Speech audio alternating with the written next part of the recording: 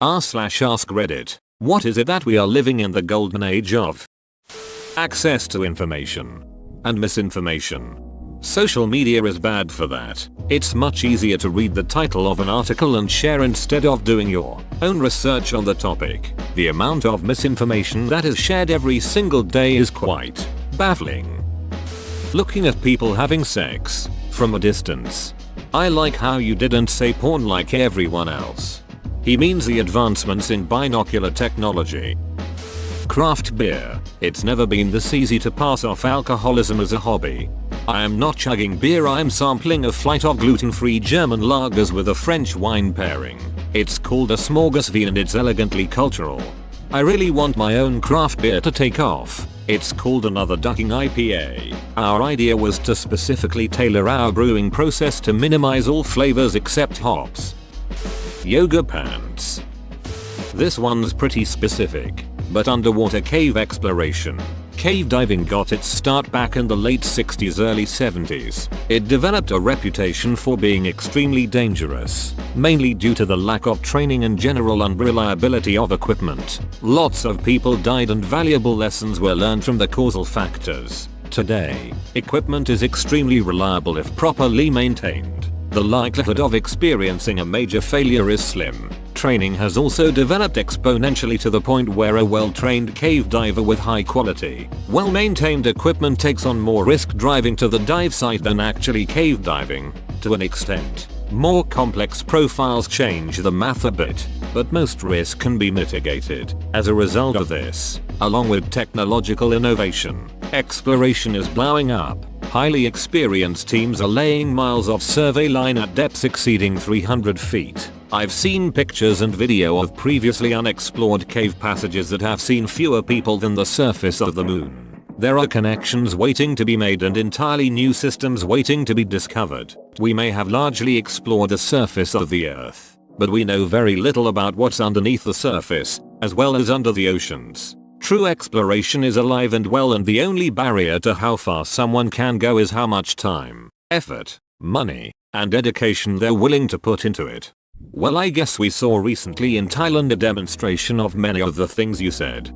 That's a perfect example of something that would have likely been impossible just 10 or 15 years ago. Rebreather technology was a big player in reaching the kids to begin with, and the techniques used to push the cave are based on those foundational developments from the early days of cave diving. The serialized sitcom.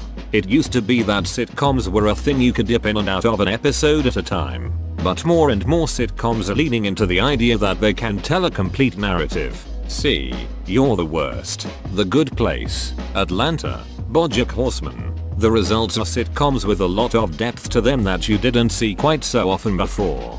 I love that serialized sitcoms can do effective comedy callbacks rather than having to do something repeatedly to be a running gag. Board games.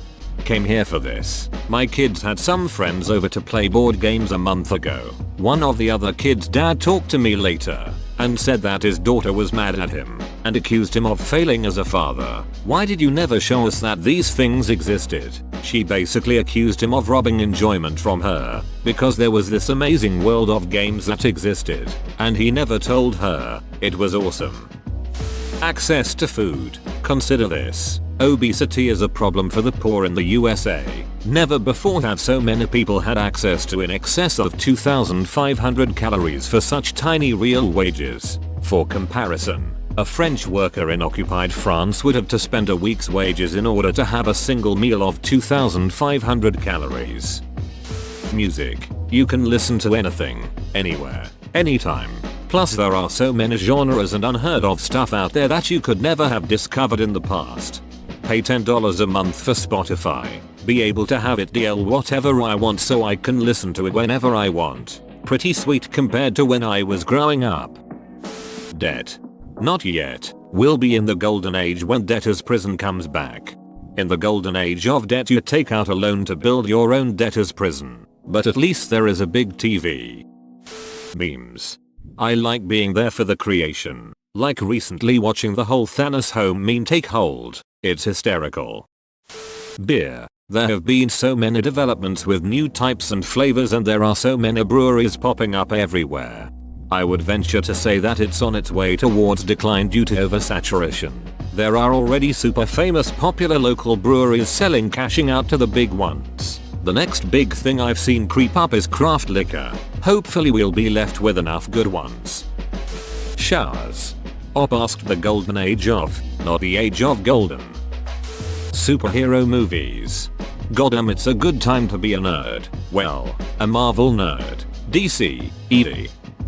I think we are getting into the beginnings of one for exercise science, which is good and bad. As an amateur competitive cyclist, I've got more training science and more tools available to me than ever before. Every time I ride, I have 6 data fields displayed on my bike computer that can tell me exactly what's going on with my body. I can track my heart rate 24/7. The computer programs can look at my physical performance, recorded during my ride in 1-second intervals, and do a detailed analysis that simply wasn't possible 20 years ago. I've got more exercise science available to me via free software, blogs, and podcasts than professional cyclists with full-time coaches did in the mid-90s. Not to mention, way better bike technology as well. My mid-range road bike outperforms the bikes that Lance was winning the Tour on in every way. Weight, aerodynamically, rolling resistance. The downside of this is that the level of completion has increased. You show up to your first race, and there are guys in the field who train 15 hours a week all winter long with every available gadget using a scientifically optimized training regimen and top-end bike technology, and you've got to do that as well if you want to be competitive. There are some pretty great Mountain Dew flavors out there now. Sometimes I go into the gas station just to browse. Bring back the original citrus gamer fuel.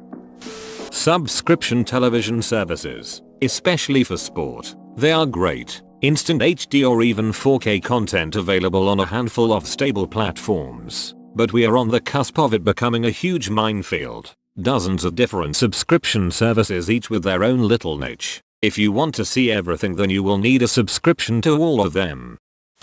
Definitely television and video games. Television, the most options we've ever seen. Aside from that, it seems that every network is producing high quality shows. Between Netflix, Hulu, HBO, Amazon, AMC, literally almost every network there is a golden show worth watching that is as high quality in terms of production as movies. Video games, again a ton of options. Indie games are everywhere. There's a type of game for everyone, from puzzle to card games to FPS. They get actors to play in the stories. The writing is phenomenal. The graphics and settings for games keeps wowing me. There's almost too many that I don't have time to play everything I want. Depression. Honestly, tons of teens and college-age kids feel depression. It's common nowadays in young people. If you want to make some money, psychiatry is the up-and-coming field to do it. 10 years go by and all the kids who haven't killed themselves are gonna need a shrink. The superhero movie. I know, there are complaints that the market is oversaturated. But think back to the early 2000s and the quality of the superhero films we were getting then. Now we live in a world where you can hear that there's a new superhero movie coming out and reasonably expect it to be a fun way to spend 2 hours. Lots of things that were mentioned here are likely to get even better in the future, and if that is so, then this hardly qualifies as its golden age. So my choice would be Moore's Law. We live in the golden age in which transistors have already become really small, but are still getting even smaller. Sooner or later Moore's Law will be pushed to the physical extreme, and we will no longer be able to count on significant improvements to computing power and information storage in the future. Food? Seriously, there are so many different things to try in so many different countries.